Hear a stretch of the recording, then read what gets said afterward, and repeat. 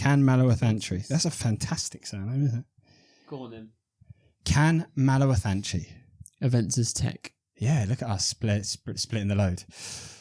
I really enjoyed this episode. Yeah. This episode gets wild. Does by the get way. wild. It's the first time there's been fancy dress. Yeah. In the episode. Fancy dress. Fancy dress.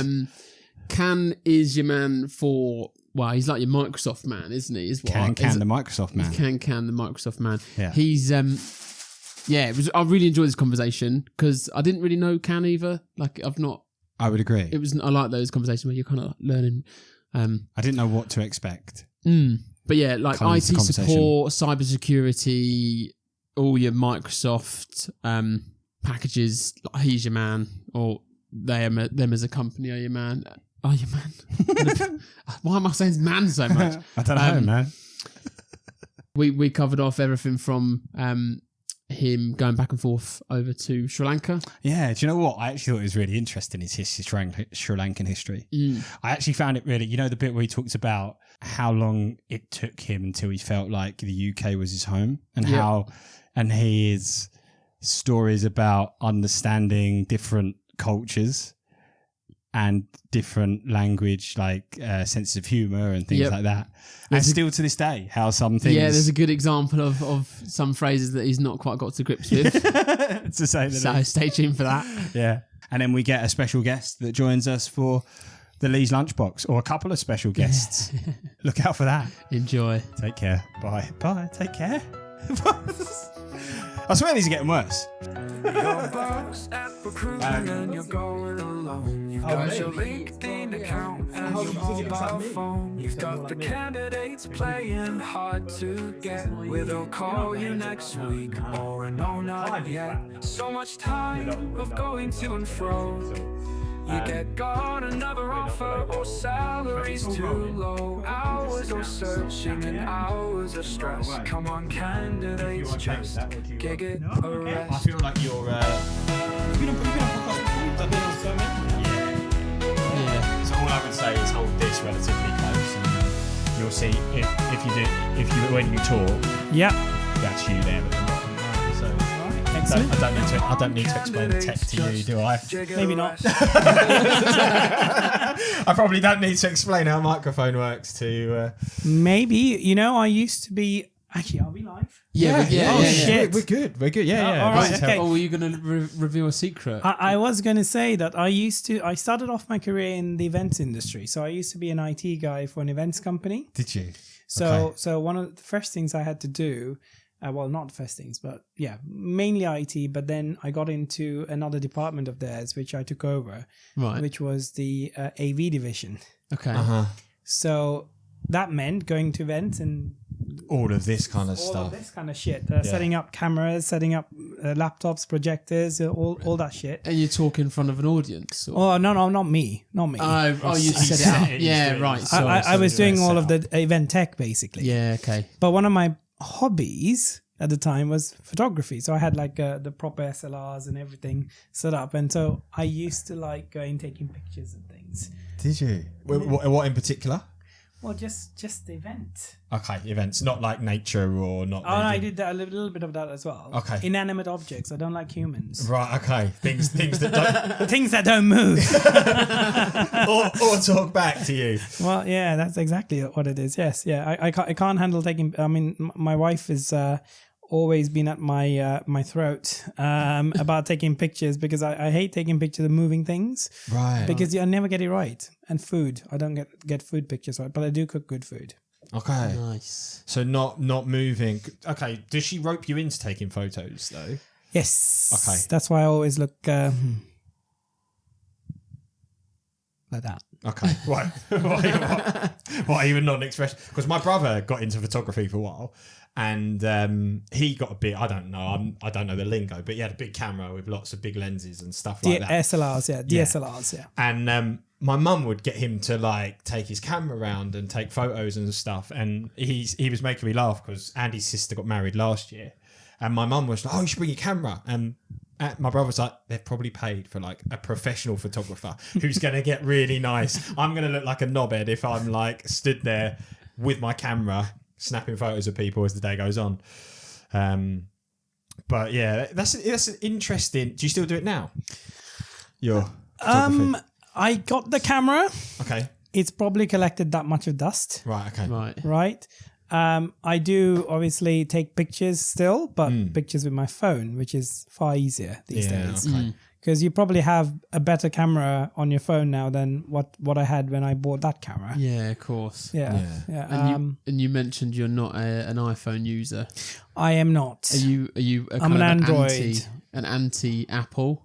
That's not an Apple. That's a Fitbit. Ah, okay. You were about to try and catch I was about to be like, got ya. I mean, I went on Amazon. I was trying to find a a band that was going to match this as much as possible, but I had to set it up. It's pretty close. It's pretty close. So, is there a reason that you don't like Apple, or don't use Apple? I just think I've always been an Android person because you get a lot more freedom with it. Right. Okay. As in what you want to do with stuff, whereas Apple tends to kind of shove things down your throat, if that makes sense. Yeah, no. Makes complete sense. Yeah. Like you're when you're in the ecosystem of Apple, they've got you. They've got you, yes. Yeah, I feel like it's so hard to come away from Apple products when you are like I've got Mac, I've got iPhone, I've got iWatch. Yes. Do you know what I mean? I'm just like ultimate customer lock-in, right? Yeah. I'm in the ecosystem and it's painful for me to move away. Although, do you like Macs or are you not a Mac? So weirdly enough, okay, don't get smiling. Yes, weirdly enough, I have both. Okay, I'm a bit. Is promiscuous the word to use? Yeah. Yes, for being a you delve between the two. I do dwell between with your tech. Yeah. Yes, exactly. It's just staying up to date, for for our customers. Exactly. Yeah, so. But I do have Windows and I do have Mac. Yeah. Surprisingly, Microsoft products work really well on Macs as well, if configured properly. Obviously, that's the caveat. But I don't have a problem with it, but I do like my Mac over my Windows device because it lasts for longer in terms of battery life. Does it? Yeah, okay. so that's one of the hidden advantages of a Mac. Really, just the battery and they're life. lighter. Okay. Yeah, they look cool as well. Is what they're. No. That looking cool is arguably something to do with the beholder. So with the what? Sorry, the person who holds it. Right. Okay. So are you looking in the mirror when you were saying that? Yeah, I look so cool with my Mac. when I bought my first Mac, right, I went to the shop and the guy, bless him, that was supporting me, found me very frustrating. And you probably would find me just as frustrating because he was like, I went in and I was looking for a laptop and he was trying to show me like all the Windows machines and explain why they were better than the Mac. He was like, they've got this much RAM or whatever it was, right? And I was just like, I want the Mac. Right, like I just made that decision emotionally. I didn't care about any of the spec, and I was like, and he was like, but this is so much better for all these reasons, and I was like, yeah, but I want that one, and I just wasn't listening. And can I ask why you made that decision? Probably because at the time I was like, I'm a sucker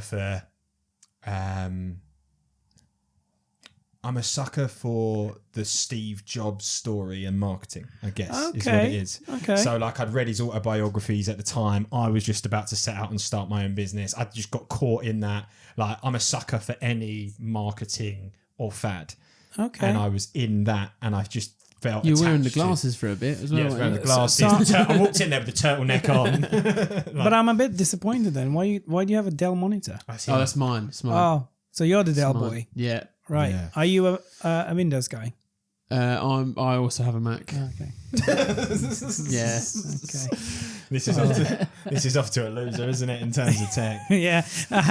Anyway, I won't stick my nose up about the tech. I mean, Dell monitors are decent. Nice. Yeah. They are. They are. Did that come from James? No. Because we did get some monitors. Yeah, I didn't get one of them. Did you not? No. I got one you of got them. both, I think. Oh, so Sarah's got one and I've got one. I'm going to say they're Samsung, though.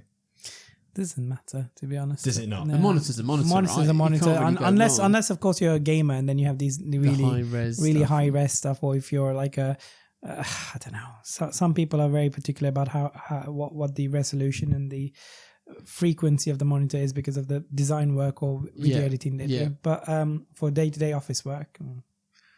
Do you game much? Do I game? The last games I played were things like Warhammer 40,000. Board games or no. on online. Warhammer is a board game. Right? I know, yeah. I've got a friend who actually paints those nice little things.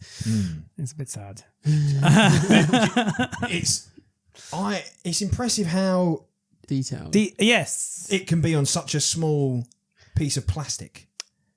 Is it plastic? I don't know. I think it's like wooden, isn't it? It's probably all sorts. Right, It's a massive thing, isn't it? Like there's a massive cult following of those things. Yeah. People who actually have I know my wife's my brother-in-law basically has a massive cupboard full of Transformers. Okay. Oh, okay. So he literally collects Transformers. So when you go to his flat, he's got a whole room dedicated to Transformers. Wow. Which is his office room. Yeah. And on every shelf, there's a Transformer, and he buys himself a Transformer every couple of, I think, at least a year or every half year or whatever it is. Right, okay. So he's got the collection from when he was like 18, and he's like nearly 40 now. Or maybe he is 40 actually. I'm a year younger than him. Are they boxed? Are they? I don't know whether he's got the boxes. He might do. Right. Okay. He So might do. I've seen them displayed. I've seen the figures across the walls and stuff. But talking of laboriously long things, my wife likes doing laboriously long things. Right. So she gets these. Right. Let's not go there. I know where you were going with that one. Okay. Right. I walked straight into that one. But basically, she's got these little things which look a bit like, well, it's like a little pad like that. Yes. And they get these sequins or whatever they're called, these little shiny little. Okay. Oh yeah. And they've got these little tweezer things, so it's like a Chinese thing. Yeah. And they've got a little board where it shows you where each of these sequins go. Yeah. And they're in different colors, so you had to pick them up and put them into the right thing, and they stick to the thing, and it eventually becomes an image. I'll send you a WhatsApp of what it looks like later. How big is it? They're about the same size as that, so it's a And big how thing. small are the? They're really tiny. They're like probably half a centimeter or even less. Okay. They're really tiny. So smaller than a grain of rice. Like, half a grain of rice. Half a grain of rice. Oh right. Yeah. Yeah, so she sits there with the kids. With the tweezers. And with the tweezers, she picks those up and she puts them in, and the board, it's like a puzzle. Yeah. Yeah. And you I'm build it. painting by numbers is what I've got Yes. in my head. Yes, painting by numbers, but in sequence. Just little tiny Sticking sequence. things, they look really nice as well. Yeah. So the kids have a few of them on their walls, basically. Oh wow. But that takes fucking patience, I tell you. Yeah. I don't know if I'd have the. I definitely wouldn't. No. Yeah, you wouldn't. No, I don't. What's it I lose patience with Legos. What does the picture look like? All sorts of different things. I mean, patterns or no, proper pictures. Like, I'll send you a picture of one of those. Yeah. Nice. She did this thing, the laughing Buddha. Basically, she did one of the laughing wow. Buddha. Yeah. Which she's put in my office. So I've got like a laughing Buddha to bring me good luck. Yeah. Is it working? I don't know. No. I mean. I'm not a superstitious person. No. And the hardest part for me is like, oh, you do these little superstitious things, and then I guess I have to go, okay, yeah, right, okay, good, luck's a thing. Yes, you believe it. Of course, she's going to see this now. She's going to kill me, but yeah. So you're very process-driven brain. Yes, basically. Yes, I don't into crystals or crystal balls. Like crystal balls, crystal or skulls. what's the other one? The Ouija star signs. Oh no, star signs. You're not into. Do you know what? If I had to have a guess on how you felt about that, I would probably go for that. What? That Cam's not into. Yeah, star like signs. very logical process rather than. I had a very interesting thing happen. I was about 19. My grandparents back in Sri Lanka, they're quite into, well, not my grandfather, but my grandmother's definitely into her superstitious stuff and fortune tellers. Yeah. So she was going to a fortune teller and guess in who Sri had Lanka. In Sri Lanka, and guess who had to go with her? Right. Me. And the best man for the job. And then the guy was saying some BS, and then I was just sitting there, and I'm like, okay, I'm interested in that topic. Can we talk a bit more about that? Just trying to trip him up, basically. Yeah. So I spent a whole hour session with him trying to trip him up. Did you? Or did he? Well, yes, I did trip him up a few times. Right, okay. I was hoping the story was like, no, all the fortunes came true. They said I'd be on this weird podcast once. He did say I was going to be in a weird podcast with a guy holding an orange mic. There you go. There you go. Do you spend a lot of time in Sri Lanka? So I grew up in Sri Lanka. So I was born in Sri Lanka. I moved to the UK. That's cool. Moved back to Sri Lanka. Moved back to the UK. And then I stayed here from when I was about 15, I think. From when I was 15 till... I had to make a choice, like, do I want to come here or stay in Sri Lanka? Mm-hmm. My grandparents and my parents were like, you can either stay in Sri Lanka or you can move to the UK. What do you want to do? So I said, okay, I'll make the jump again because I've been jumping up and down anyway. Yeah. Mm-hmm. So I came here when I was doing my GCSEs. That was a bit of a shocker because obviously, although I spoke English, I didn't speak English this well. Yeah. And my accent was obviously a Sri Lankan accent at the time. Yeah. So fitting into, I came in. You must have. How old are you guys? How old do you think? Mid-30s. Oh yeah, fair enough. He's mid-30s. I am 31. Oh, okay. Next month. Yeah. So I'm 39. Yeah. I just turned 39. So when I came in, Beyblade was a thing. Yeah. Dragon Ball was a thing. Yeah. Dragon Ball. Yeah. Dragon Ball. I had Beyblade was the let and rip one, right? That's it. People were doing that. There was trading Pokemon cards. There was still a thing back then as well. Yeah. But I'd never seen any of that stuff. Okay. Because we never had any of that in Sri Lanka. Yeah. So it was kind of a bit of a, should I say, an interesting culture shock. Yeah. And obviously people are talking about certain, like, yes, I speak English, but I don't speak British lingo at the time, like local colloquial chat.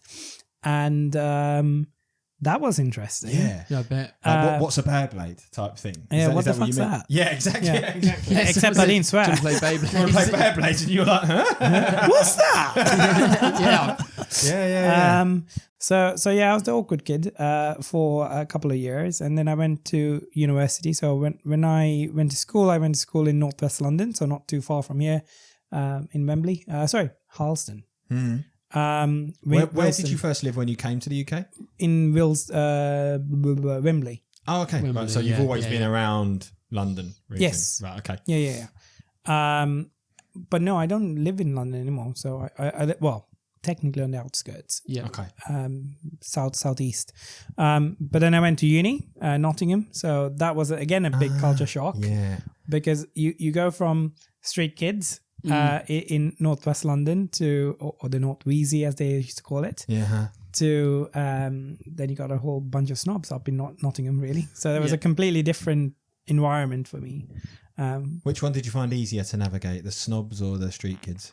A bit of both, because different challenges. I think up north, when I went to Nottingham, they call it North, Midlands, right? So I like Nottingham. It was the people who were from other countries that I bonded with. So a lot of my friends are from now dotted across the whole world, basically. Nice. Yeah, which is great when you're going visiting countries, obviously, but not so great when you finish uni and you come back to London and you're like, oh shit, all my friends, all of them are gone. Yeah. So it was kind of an interesting one. So I fell into IT during the financial crisis in 2008. Okay. And that's where I started with this events company. Okay. Because that was the housing crash one, right? That was that. Yeah, that was was housing crash in the Big Short. The film, The Big Short. The Big Short. Yep. Yeah. That's that one. And everything was kind of like, jobs were like there was massive queues for jobs in terms of like number of applicants and stuff like that. And I was like, do I want to go into the corporate world? Because some of my friends from uni did go into corporate world. Yep. And you go into like training programs, graduate schemes, whatever. And I said, okay, right. I didn't quite want to do coding because when I was in uni, it was coding with business. Is that what you did? You did coding with business? I did coding with a bit of business, and I hated coding. Well, not that I couldn't do it. I understand. I'm logical. Yeah. But I just didn't like the idea of just sitting behind a screen and just coding stuff. Yeah. Interesting. What didn't you like about it? Just boring. Right. Okay. Fair enough. Because I like human interaction, and probably why I've kind of stuck with the recruitment industry afterwards, because they're very.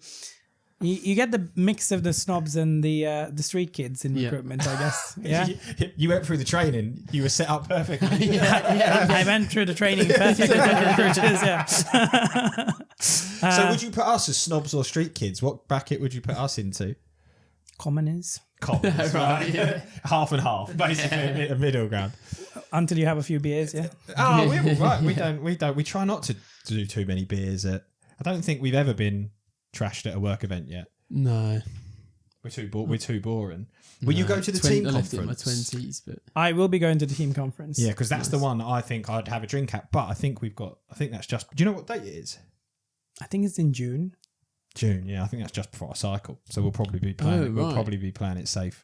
Then anyway, sorry, I'm diverging the conversation. Yeah. You were saying you like people. I mean. The whole point I went into IT then was the fact that I could kind of make an impact on a small business. I didn't actually know what I was getting myself into, to be honest. Because everyone just wanted to get a job at the time, 2008, and IT support was something that I kind of always liked doing, because I used to build my own computers, be the techie for the whole family, blah blah. Okay, you're the one that gets the call. When everyone calls me, basically. The telly won't turn on, so it's like well, it's not just a telly, it's like anyone who wants bulb fixed sometimes, and that's what happened when you go into a small company, right? It's like you lie low, but I couldn't lie low. It's like I've gotten involved in microwaves, air conditioning units, fridges. You basically can or fix it. Can do it. Can do it. Amazing. Yeah. That's where the term came from. Can do it. Can do it. Oh yes. dear, that's phenomenal. I'm glad that's a phrase. That is a phrase from the mid 2010s, really. It was all about kind of fix things and make a difference, because in SMBs, whether it's recruitment or otherwise, what people don't tend to realize is, in corporate worlds, you have like sort of vertical jobs where you just do what you do. Yep. And in SMBs, you can get your fingers into as many things as you like, as long as you show the initiative. Yeah. That was exactly what happened to me for 8 years when I worked for this events company. Yeah. I stayed there for 8 years because I went from IT guy to IT manager to head of IT, kind of that looked after both the IT and the AV side of things. Yeah. Sure. But I did a lot of like CRM work in terms of choosing CRMs for the company, development work in terms of working with web developers to do their, they had hundreds of event brands that they'd had. Right. I was heavily involved with the marketing team. I even now I love the marketing side of things, because I get involved with my marketing team and I steer decisions and stuff like that. Yeah. It really gets me pumped up. Nice.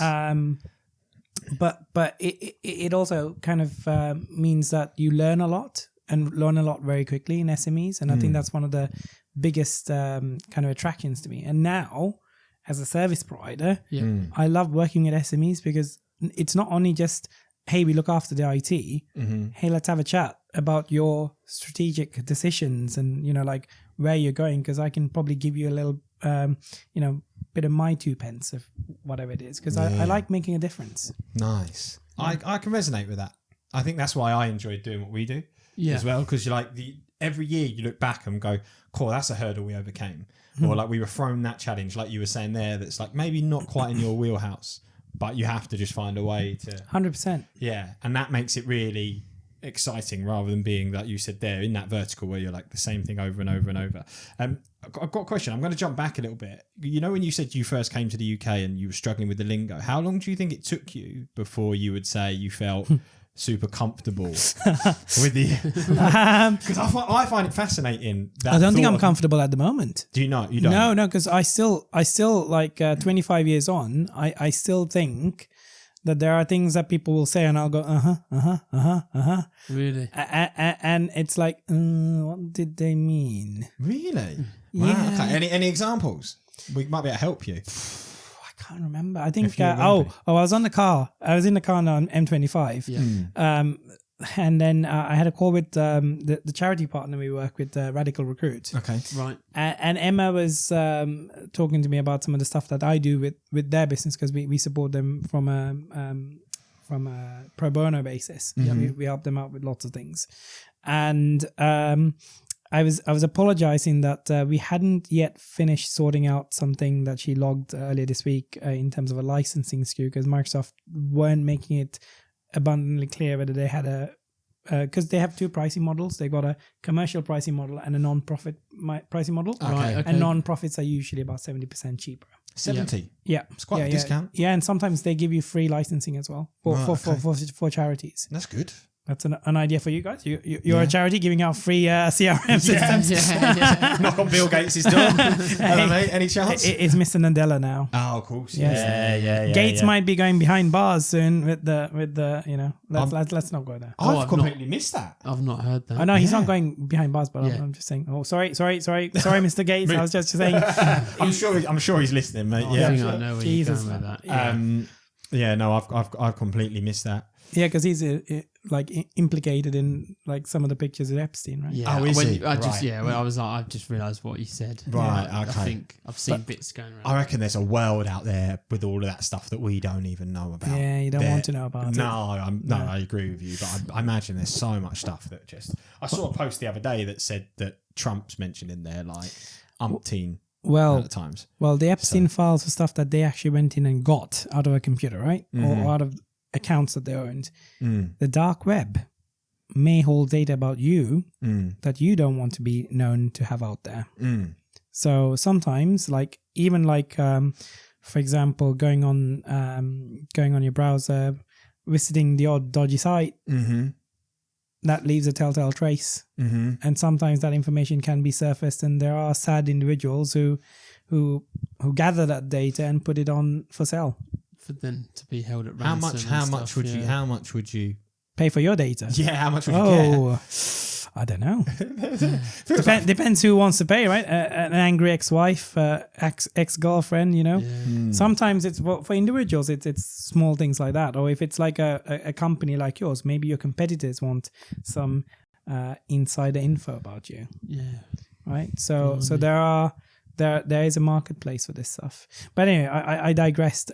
What was your question? My question was, how long did it take you until you felt like you were comfortable, and then you were talking about Emma? Yes, and that's then it. Then you went down the Microsoft thing. Yes, because what did Radical Recruit do quickly? Okay, so Radical Recruit help disadvantaged people, marginalized people, and sort of people from who have disabilities get jobs. They do a lot of work with councils, with the local government bodies, with big organizations to have inclusiveness inside their businesses. Nice. So, for example, prison leavers, people with disabilities, long-term health conditions, etc. They help them, they train them, and they kind of lead them into new roles, basically. Nice. Do you know what? Is she part of the Curry Club chat? She was at one point. Okay, because I think the reason that I know that brand, because when you said it to me earlier, I was like, for some reason it rings a bell, and I think she might have put a message in one of the chats. Yes. Saying that a lad with, I'm going to say Down syndrome, just got a job, and I think somebody in the Curry Club chat had passed her the lead for him that ended up with him getting hired. So I think that's where I might have seen. I was telling her that she should definitely come and speak to you guys, because she is radical. Yeah. She is very radical. And anyway, the so point... she matches the brand. She matches the brand. Yeah, she definitely does. Sorry, Emma. I know you said you weren't radical, but you definitely are. Yeah.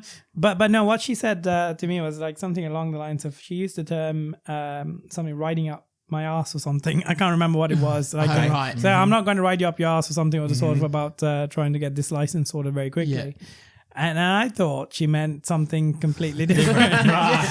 And then she said, no, you said you were on the M25, and you know cars that come straight up tailgating. Yeah. So if she said tailgating, yes, I would have understood. But when she said riding up my ass, I was like, okay, I'm not into that. So I actually said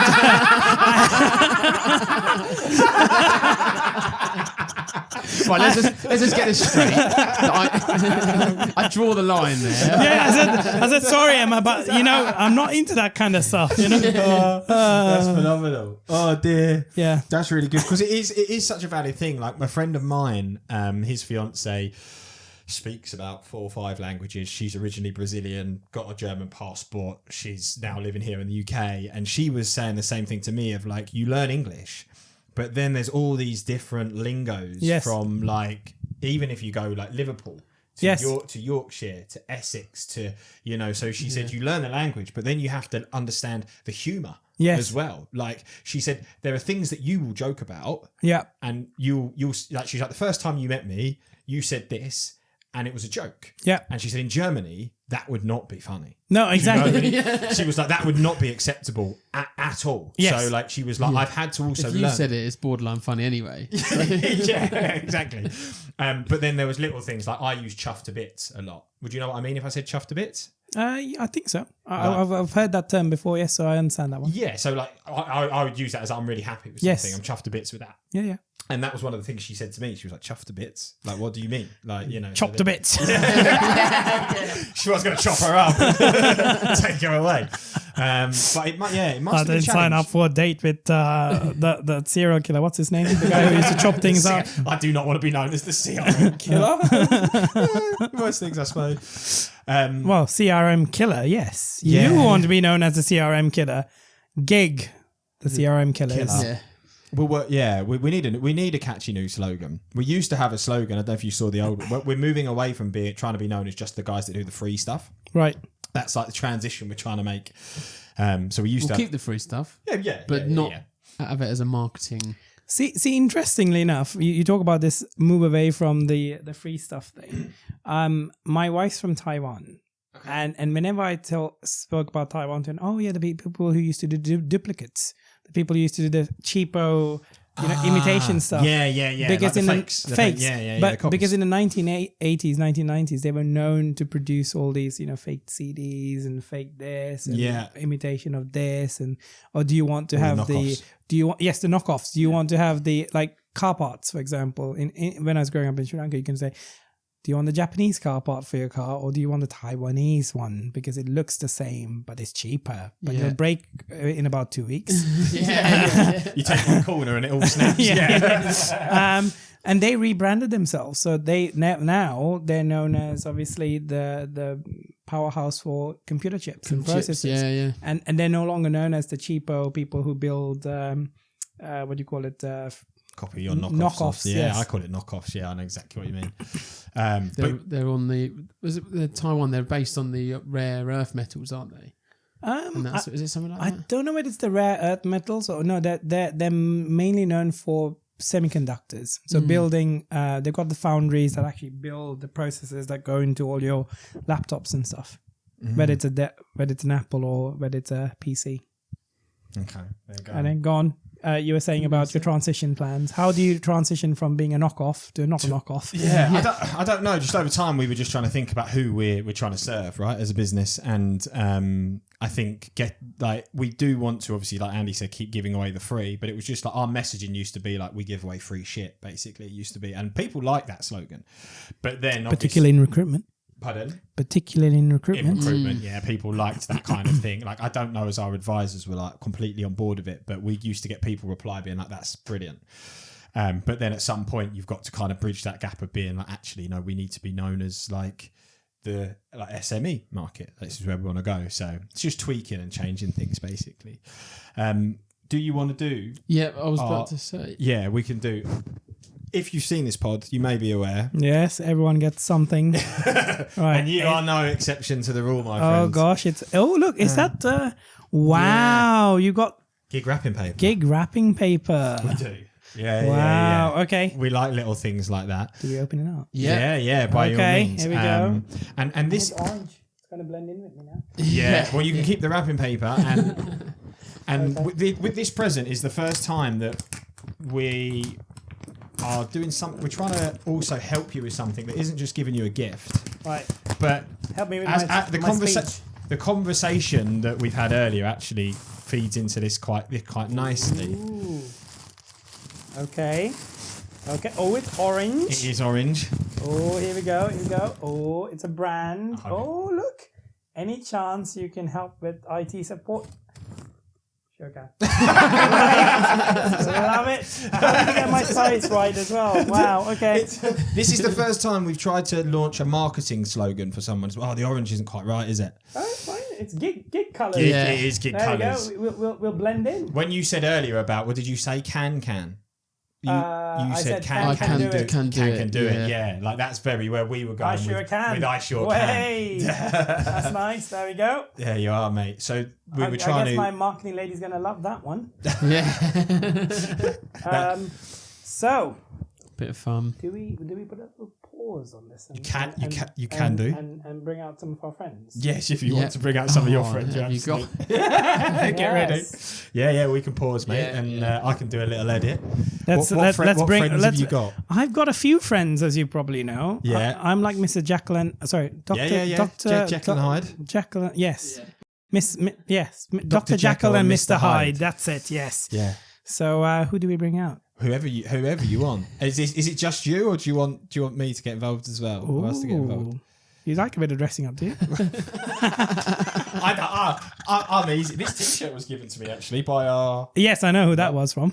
Do you know who that's from? Yeah, yes, woke as fuck. Yes. Yeah. Yes. I forget her name though. Shit. Joe Major. That's it. Yeah. So no, we're open to it. But this where did it come from? This well, here's actually 1 second. Yeah, no. That's a good thing because I know her as woke as fuck, as opposed to what her name is. Yeah. So I associate their slogan to her. I know what it was all about when I saw the words woke as fuck. You knew. I knew straight away. Yeah. That's Joe Major, but I couldn't. It just slipped my head. Yeah. But that's the whole power of a slogan, isn't it? Yeah. Sorry, that's rude of me. Okay. That is the power, right? That's what we want to do with I Sure Can. I would love you to be associated and walking around the expo and people like. I think we're going to get done if you walk around the expo with that. Are you going to go?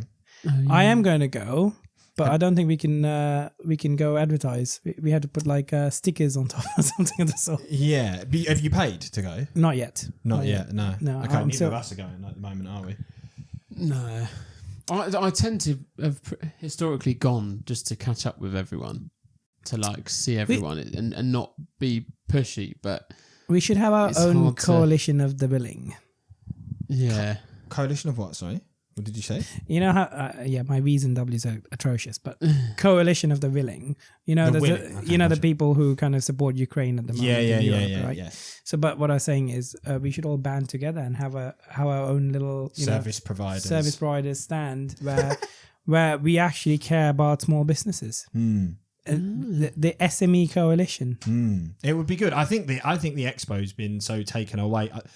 I don't remember it 10 years ago or what it was like, but I feel that at the moment recruiters know it's just like loads of tech companies, mainly CRMs, wanting to sell them, right?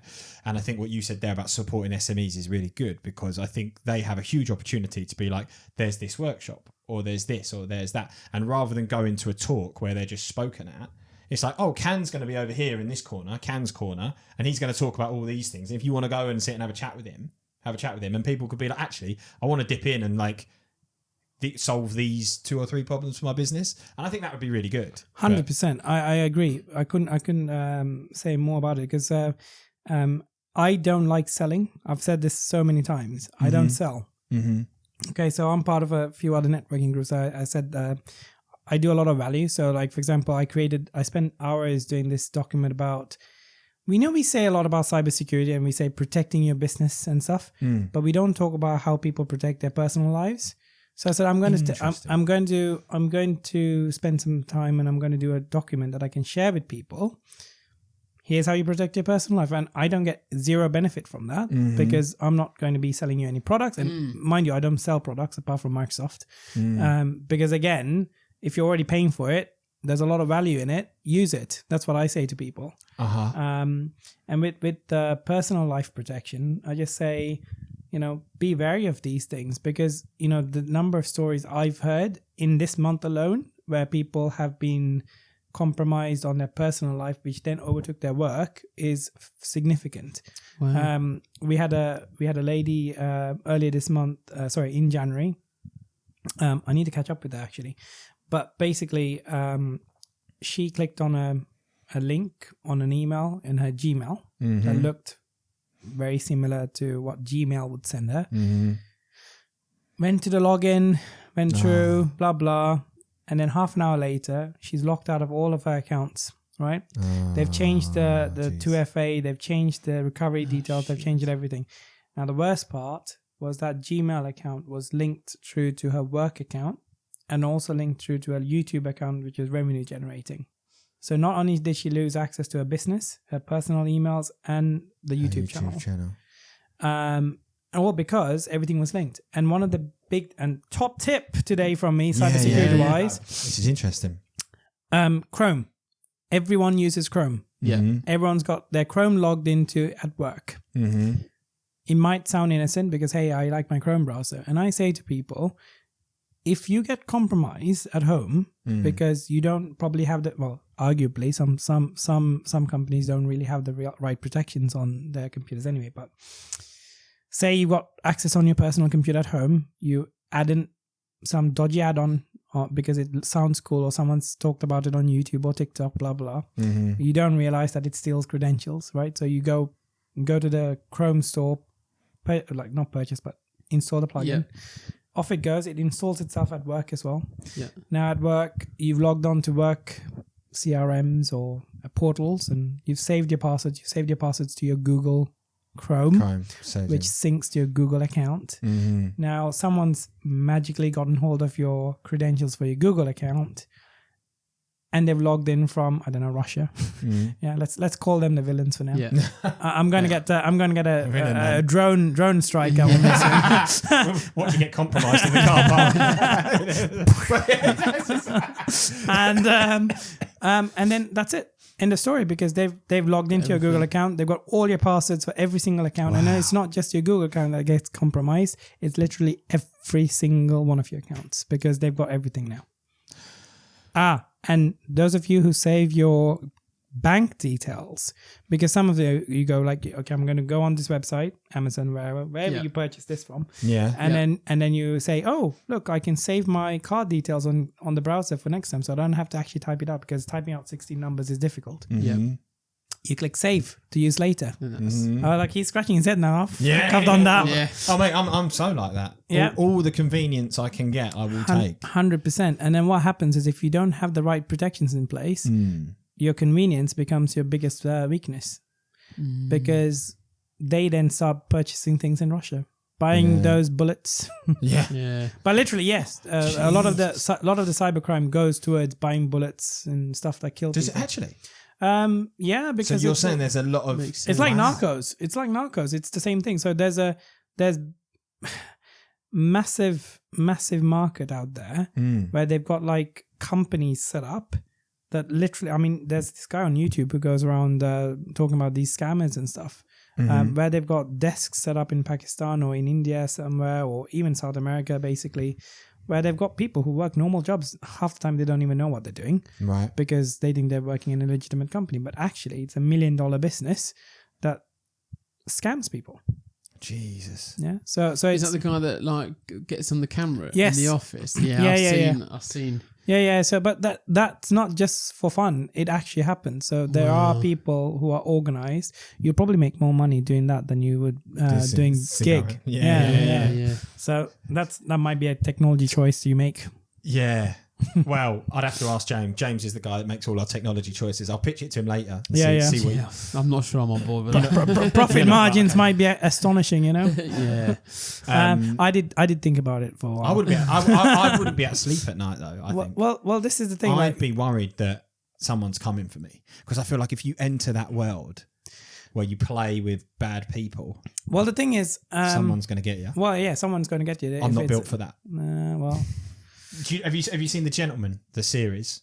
No, I haven't. Okay, I'll put it on my to watch list. Guy Ritchie. I really like that kind of stuff. But whenever I watch those gangster films, and they always get in almost like in debt to someone. Do you know what I mean? And then they're caught and then they're in. And then, like you said earlier, someone's got some information on them or someone's after them and they think they can just get in and get out, but they can't. They're then trapped in that. And I'm like, oh God, I would. I mean, you guys had Matt Fox here recently, right? No.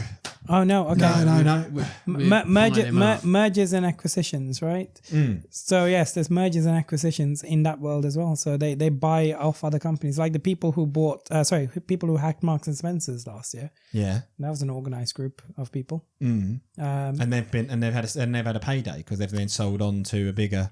So what they do is now, if you wanted to hack your competitors, I won't give you any tips, but basically, what happens is you go find a like service provider. It's just like choosing an MSP or choosing a CRM system. You go on the dark web, you go find someone, you post saying, I got this job. Right. Obviously, not saying that it's Luke from this address, but say, I've got this thing. Can someone get hold of me? People will bid for your things. There are tools out there that we use. I've got a YouTube video that I did last year where we got this thing that's freely available online, spin it up, and then you can send a link to someone. They click on it and you can steal their credentials. Wow. Yeah, so the barriers to entry into that environment is so easy. Wow. So think about your ex-girlfriend going on there, sending you a link, pretending to be something legitimate. And he's got lots of ex-girlfriends that could come knocking. Yeah, exactly. Question for you on this, right? Because we get this with our system, and we obviously plug into Stripe, but they flag to us loads of illegitimate payments where people have stolen someone's identity and then trying to buy our product. But I've always wondered, and you might not know the answer, why would they be interested in paying for a CRM that's 40 quid with someone's stolen credentials? Does that make sense? Because I look at us and I'm like, why would you want to use a stolen card to get access to our system? Like you said there, I think it's like bullets or it's like something much bigger. It could just be that the person's bought that card from the dark web, because once those cards get stolen, they go on sale. So the person using it hasn't stolen it; they've just bought it online, most likely, and then it's a one-off transaction or something of the sort. It's so weird that they pick us though to spend their money. Do you know what I mean? That's what gets me. Is like, well, it could be that they go on Apple and they buy a Mac. You never know what they've spent it on. Yeah, of course. But that would make more sense to me, like a Mac or a car or I don't know, whatever. But like to come to us and be like, oh yeah, I'm gonna. How many times do you get that? Not that often. Is it? Do you reckon? Is it like them trying to like normalise the payments a bit and like maybe it's like something like they may flag it because they're using AI to kind of decide on things. I don't know, but it could just be there are some dodgy, shady characters trying to get into recruitment. Yeah, well, you never know. There was definitely one that I looked into because what happens is reformed. What's the word I'm looking for? Reformed gangsters, reformed gangsters that want to get into recruitment. Yeah. It's full of gangsters as well. Hang up the gangster hat and have come in. But there was one once, right, where it was because you can change the settings on Stripe. So over time we've ramped up like the level of security, because what happens is one of these payments gets through and then the actual owner of the card will dispute it with the bank and they'll get a refund, right? And we obviously then get charged for that. But I can remember one happening that I looked into and I was like, that's so weird because this person's been using the product for like 4 months, or like why would they all of a sudden be, I'm not paying for this, or this isn't real? And when I looked at the address of the card, it was like a car workshop. Like just like a car garage out in the middle of nowhere. And then when I actually looked at the address, I was like, oh yeah, probably makes sense. That person has had their card taken. Whoever it is has been using our system for 4 months on their card. I don't know why. But then, that in that case, it seemed like when I started looking, because the person reached out actually in our support chat and said, I think someone's taken my details and used your system. Can you help me? I remember it now. And we jumped in and we did help. And I said, leave it with me. I'll look into it and I'll dig into it as much as I can with whatever data I've got. But I do remember thinking it does look legit that this person's like, I just own this car company and someone's had my details and has been using your system. But and how did that person's car details go on the dark web in the first place? It's probably they got compromised by doing something. Yeah. I mean, it's as easy as sometimes you don't even need to click on anything for these things to happen. Really? because there are websites that can load up and then drop certain payloads. So instead of like if you want to, I don't know, like, in the movies where they smuggle guns through checkpoints and stuff, where they break it up into 3 or 4 pieces and they assemble it on the other side after the scanners. Yeah. And it's with several different people. Well, you could have the same effect on where payloads are dropped onto your device. And if you got admin rights on your device, they're going to kind of execute on your device. Wow. So there's so many different ways that people nowadays get into your systems and get your credentials. Remember, the toughest thing I had to do was to kind of explain this to my granny, because my granny still uses devices. She's 85. Nice. And she's Android a liability. as well? She's an Android girl. She's I paused that girl part. But she's also a PC user and a laptop user. Nice. So on the computer, she had clicked on some, because she likes going on these things and making like these birthday cards and what grannies do usually. Yeah. Moonpig style. Like, kind of stuff. And sometimes that leads you to dodgy sites that do dodgy things. And she got her accounts compromised a couple of times. This is like last year. I hadn't really thought much about kind of, what she does on her device, because I was too busy trying to figure out what Avensys was doing. Mm-hmm. So since then, we've kind of implemented all of our controls on her device, and we control everything she does now. But the point is, you can do the most innocent thing and then get done for. It's not just about browsing porn sites and stuff and getting stuff, because that used to be the thing. You went on a porn site and you got this. But it's not just that. It's anything. It's like all these AI things that you have these days, right? You could be a clever criminal, build a tool, that does this, but your objective isn't to make money by the tool because it's a free tool. Yeah. You click on that tool. Oh, it needs access to your Google account. Right, I'll approve that. And in they go. And now they've got access to your Google account. Yeah. Right? Yeah. And so you can never trust what's online unless you do your digging. Like, is this actually legit? And even then it couldn't be. It could be non-legit, right? Yeah. How do you tell though? You can't. Right. But as long as you are sensible about it and kind of you have like sort of there are telltale signs. Again, I'll publish something about it later on this month about like spotting anomalies. It'd be really like useful. It would, because I'm listening to you, Grant. I'm absolutely petrified of doing anything. I'm not going to work this afternoon. Scared me out.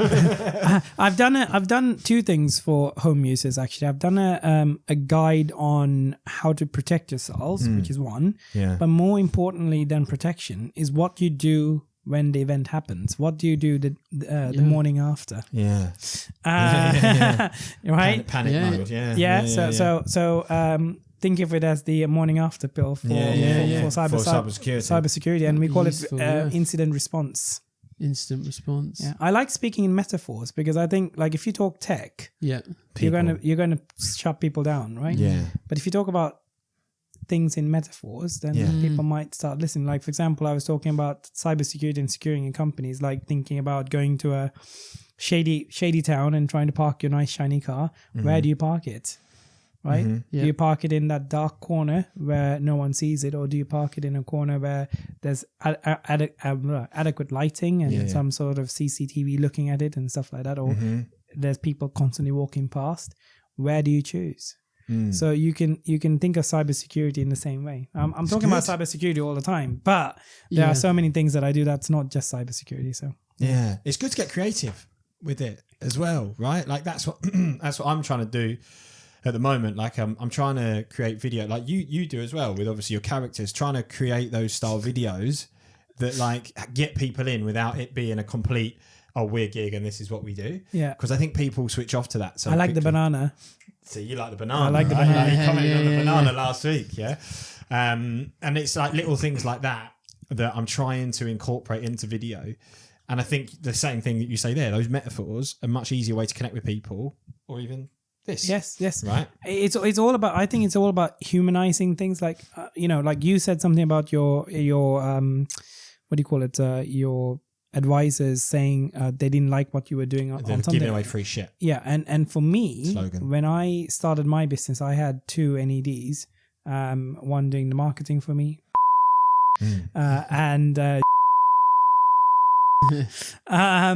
and one of the things I found difficult was, I mean, with them, I remember explicitly when I did the first cowboy video, I circulated to the group internally and whatever you do not publish that shit.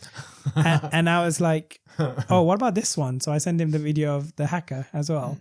And he was just like, you know, one of those points where people just disown you. Right. Right. So similar thing. Yeah.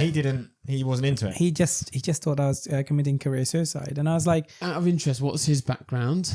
So he's he's had a career in accountancy. So he worked in one of the big accountant firms. Yeah. He then went into recruitment on the bigger sort of recruitment company sides.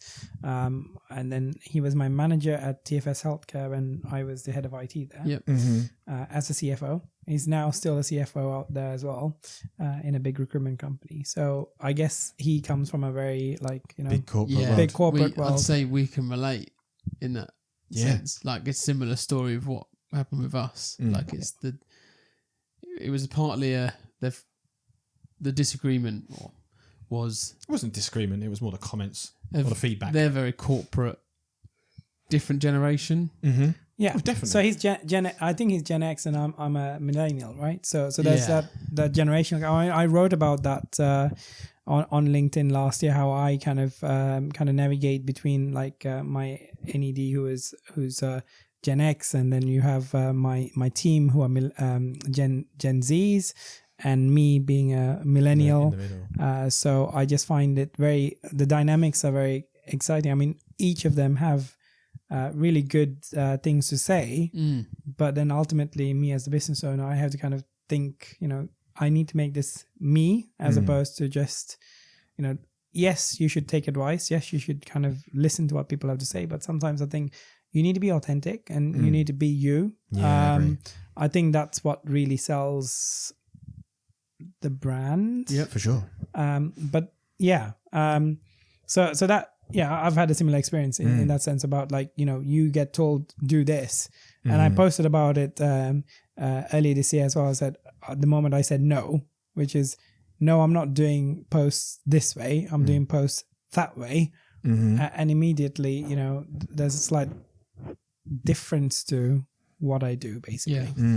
Because pre 2025, I posted once a week or something. It was all very polished up. It had to be approved by, those guys. Yeah. And then in 2025, I just said I'm taking back control. I want to kind of be myself. Yeah. Because I feel like I'm not being me. Yeah. Yeah.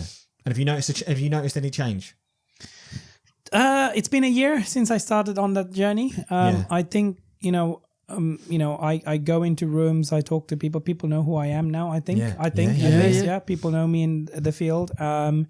I've got I don't know what reputation I have though out in the field, but I don't give a shit at the moment. So that's as long as I think with social, right, as long as it's not offensive, that's the way I go. I would never want to offend or upset anyone, but have fun with people. 100%. And that's what this kind of podcast is about as well. And last night I put a post up and Michelle Flynn messaged me and she was like, "That's brilliant," and she was like, basically keep it up. And I said to her, I was like, I just think it's about having fun a little bit, because we all work so hard and we all sacrifice so much to do what we do. You'll know yourself, what you've been in 2 years, nearly 3 years, 2.5 years, yeah. You will have made loads of sacrifice, and if we could just have a little bit of fun on the way, and it's harmless fun, then fine. And play on. For me, it's twofold, right? And I'm sure it's the same for you guys as well. But it's educating your audience about, in my case, very mundane, boring shit that no one wants to hear about, right? And kind of telling them that they have a choice, right? I used to be a customer of companies like mine for 16 years. Yeah. And that's where the one of my characters were born out of, right? Because they're like in recruitment, in IT, we have so many cowboys. And the point is that, every every single person that we've taken on board, customer wise, has had a cowboy story to tell me about what their MSP did. And like it's like going to a garage to get your car serviced, right? Yes. And you don't know, because you don't know what you don't know, right? I'm taking this from one of our client meetings I had this week, where someone said, but Ken, we don't know what we don't know. So unless we speak to someone like you who would tell us or show us, right? Our guys don't show us anything. They don't tell us. They're not transparent about any of the stuff they bill. They just say, here's your bill, right? So I've saved a company last year £45,000 a year by simply going in and saying, right, so that, get rid of. This, you've got it already here. Why do you need it? Chuck. Right. And it's doing things like that. So they've been sold add-on products that 100%. You already had in the suite. 100%. So what happens? Do the same job, right? Exactly. So what happens is, for example, I spoke to a guy yesterday, no names mentioned, but basically he's got a recruitment company, 10 person. He's been running for a long time.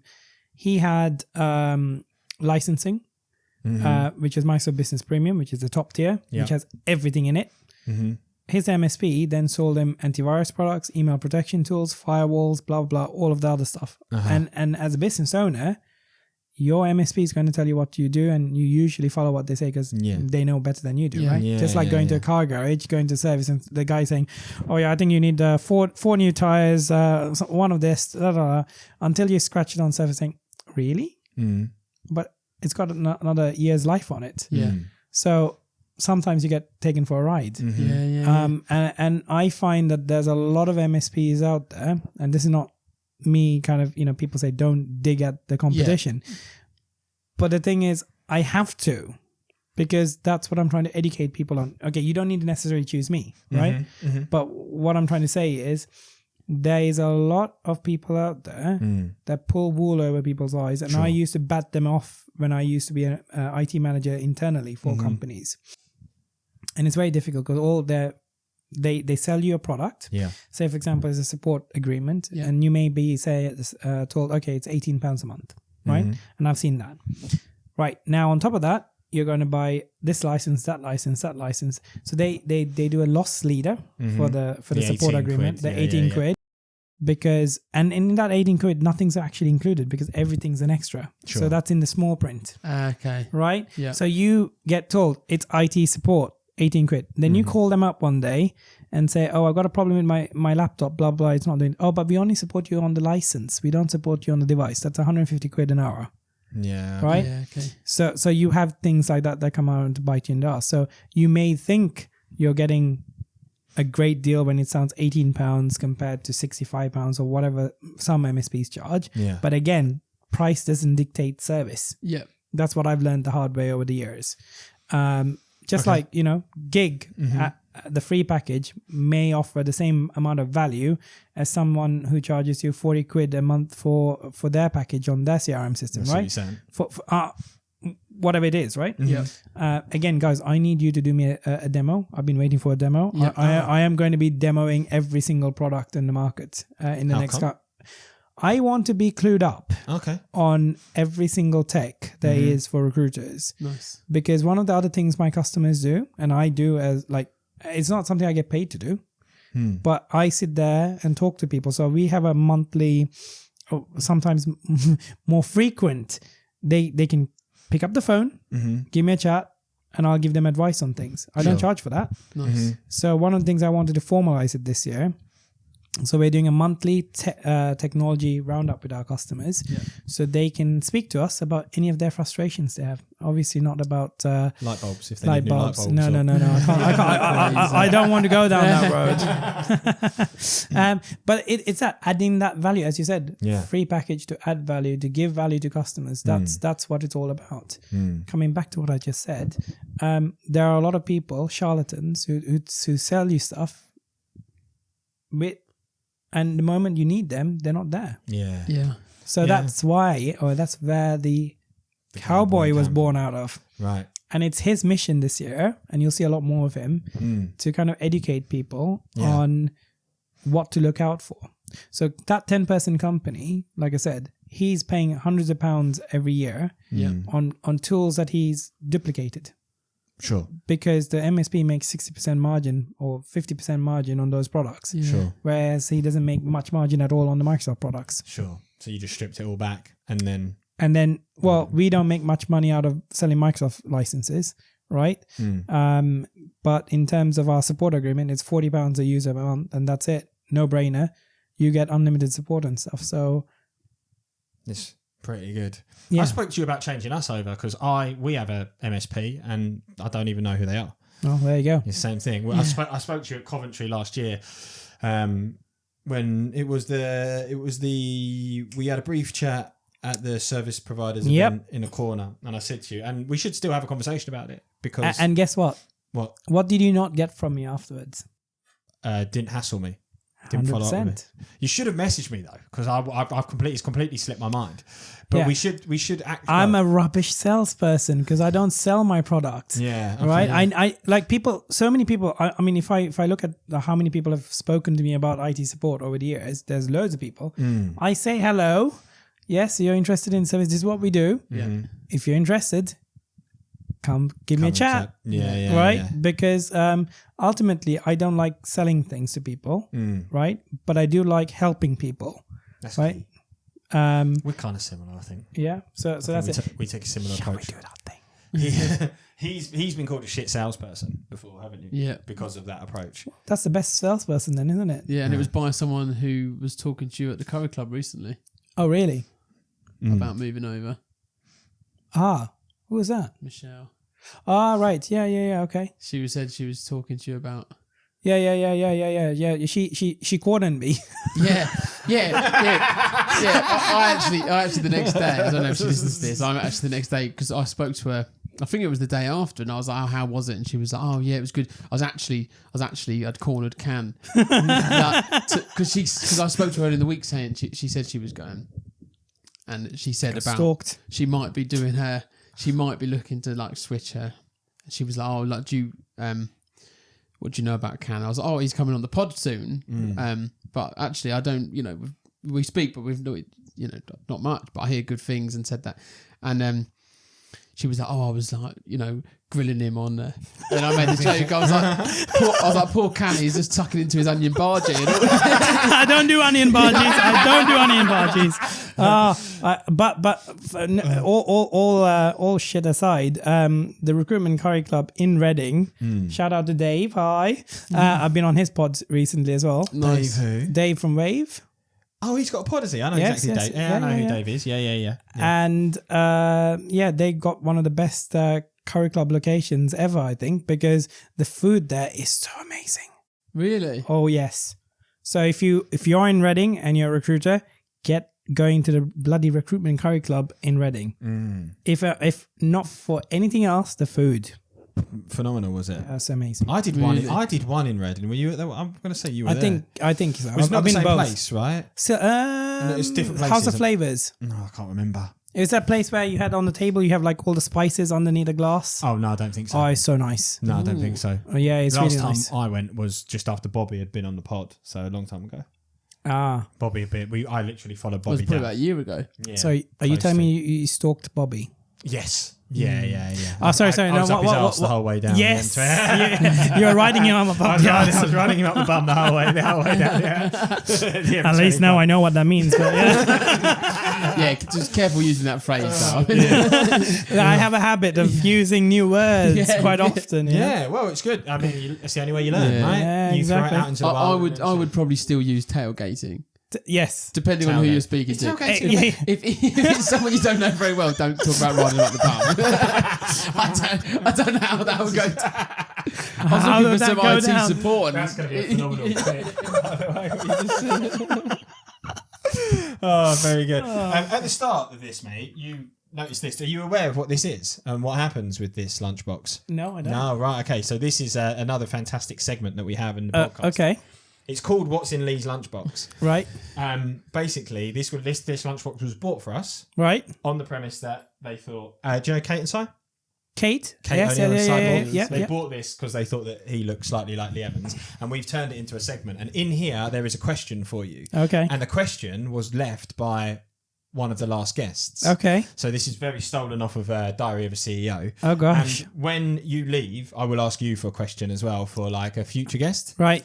Do I get to know who the future guest is? Yeah, if you want to. I do tell people. So the person that left this for you, they asked me who's coming on. So it has been geared to you. And actually, you look nervous, Cam. we might have already covered some of it. It has a jingle as well, and the lyrics of the jingle are "Open it up, and what do you see?" There's a weekly question in the lunchbox for Lee. Yeah, is our jingle. AI created. AI created. Jingle. So you spent all but 10 seconds on ChatGPT to do that. Okay, great. No, it's a different tool actually than ChatGPT. 11 Labs.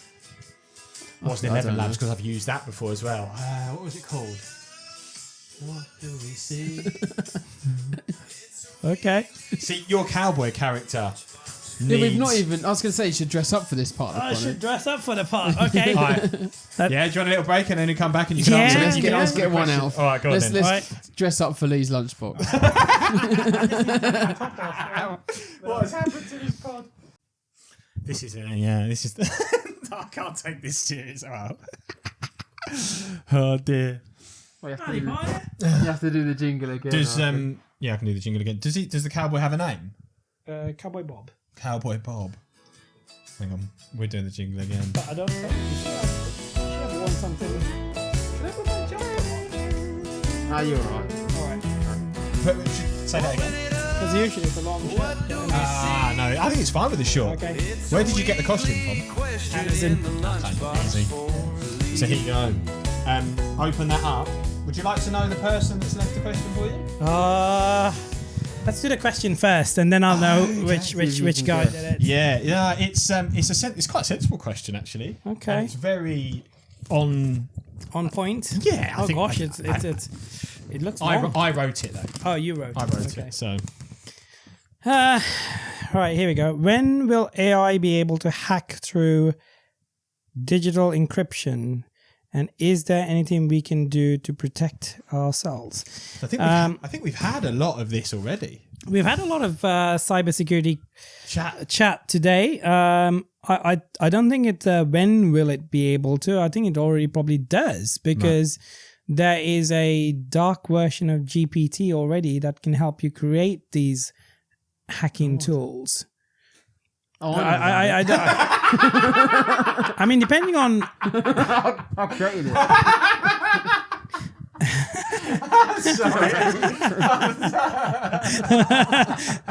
Oh yes. Where did you come up with the inspiration for creating the hacking? And we got Dart Can in here as well. Sorry. Or Cowboy Bob and his but I'll sell you some tools that'll help you out. Yeah, they might not protect you though. But you've got some. But they'll cost you a lot. How expensive? What do you mean how expensive? It's how cheap. How cheap? Yeah. You just said it cost me a lot. Yeah, but it's cheap. It's cheap compared to the others. Yeah. Yeah. I feel like I'm being misled here. I feel. Man. I mean, I don't know who to trust. I mean, it's I don't know who to trust in this. Bloody hell! I mean, it's not like I've got a contract with Mr. Hacker there. I mean, I might. He might be paying me commission. He's keeping you in business, technically. He definitely is, and you know, we're just passing on leads. Yeah, because he by him running around out in the internet, you get to sell more of your. I do get to sell more of my cybersecurity protections. More of your dodgy products. Yeah, exactly. Are you part of the Avensys company? Do you sit within Avensys? I sit on the board and I keep advising that dickhead Can, but you know, whether he listens or not, who knows? Who knows? I mean, he could be making loads more money. Yeah. Do you reckon? By upselling stuff. By doing what I've been telling him to do. Yeah. Yeah. What are your top tips for Can? Well, number one, don't give away free shit to the customers. Okay. Because, you know, he keeps talking to people and giving them value. What the fuck's the use of that? What's the point of that? Exactly. That doesn't pay the bills, does it? No, it doesn't. It costs him money to speak to them, you know? Yeah. Time and money. Time and money, yes, 100%. Because he actually goes on to customer sites to talk to them, you know? He's spending money to travel there. Oh, do you? Yeah, well, sometimes. Yeah, he does. Yeah, he does. Yeah. I don't go with him. If I would go with him, I'd be raking in some shit, you know? Fucking hell. I don't think there's ever been a sighting of you and Can in the same room, though, has there? That's difficult. Yes. It's a hard one to. Oh, look, he's revealed himself. He's fucking revealed himself. Fucking hell. Jesus. Oh. Is there going to be any more characters that are going to come in the series? I've been planning another character. I still don't know what to do. Just like you said earlier, it's easy to have a character, but it's also a fine line to walk because one of the characters I'm thinking is like a business owner, but the problem is I don't want to ridicule business owners. Sure. I know there's a guy called Bearded365. Hi, Bearded. But he often plays customers or like potential customers, like lawyers and whatnot. Sure. And the problem there is, well, he takes the piss out of them. Right. Okay. Which is funny. People watch his videos. You get the clicks. It's clickbait. But you run the risk of alienating the people you're trying to help. Yeah, I just did one yesterday, which I can show to you. And in that, I play like, or my character's going to be like toxic manager. Okay. If that makes sense. So it's like toxic manager, but then I don't think you run the risk of offending your customers because everybody wouldn't want to be a toxic manager. Yes. Right. So that's the approach I would go for, like toxic business owner or whatever. But in our case, it's like, Jen who logs a call every few minutes and says, I can't turn the bloody computer on. Oh, right, it's there. Have you tried doing that? So it's one of those fine things to tread, Yeah. Yeah, interesting. Because and you can't even say, for example, oh, that guy's a bit of a wally because he's bought, he's fallen for Cowboy Bob. Yeah. So it's a bit difficult because you're actually talking to their egos like, oh, hey, you got fooled. Yeah, it is a tough one. Like in the video that I pushed up, I did a similar thing to what you were saying about turning it on, but I was pretending a user was stuck getting in and all they needed to do was reset their password because that's like a silly slapstick. Oh, like, have you changed your password? Is the classic. And I just played it as me sat at the laptop chatting to the person, so I wasn't. Were you both the toxic manager and the employee? Okay. I played, but in the one I did yesterday, I wasn't toxic manager. I was more this startup dude that like fancies himself a bit. So like it was a LinkedIn versus reality thing. So one of them was me being like, we're the best CRM in the industry, and then it cuts to the other one who's just like struggling. Like the reality is I'm actually struggling. So yeah, I try and find a character. I think you can find a way to be a business owner without actively. And recruiters are fine. They love a joke, don't they? Yeah. They love a laugh. Recruiters are. I mean, look at them. They're quite thick. They'll do anything you say. Yeah, and they're quite thick skinned. So yeah.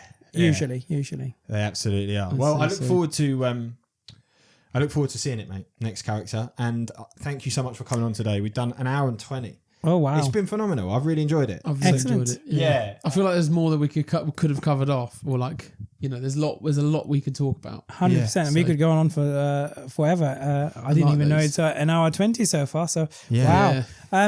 Who was it, by the way, that left me the message? Any guesses? Backdoor Barry. Backdoor Barry. I do need to speak to Backdoor Barry because he's got his back doors open all the time. What, with the cybersecurity? Is that what you're talking? Is it from a cybersecurity perspective? Is that what you mean? Or is it tailgating? Because all I hear is Backdoor Barry. So it's like he's got his back door open.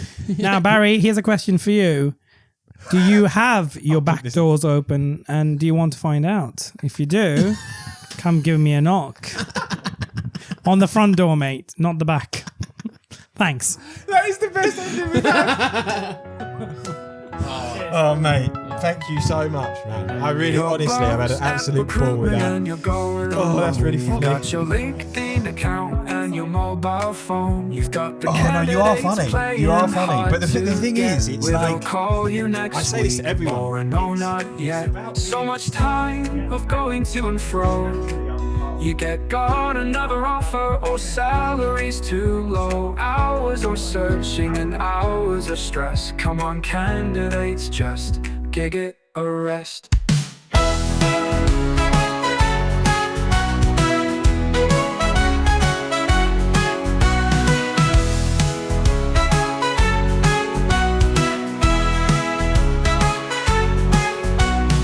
on, candidates, just Giig It A Rest.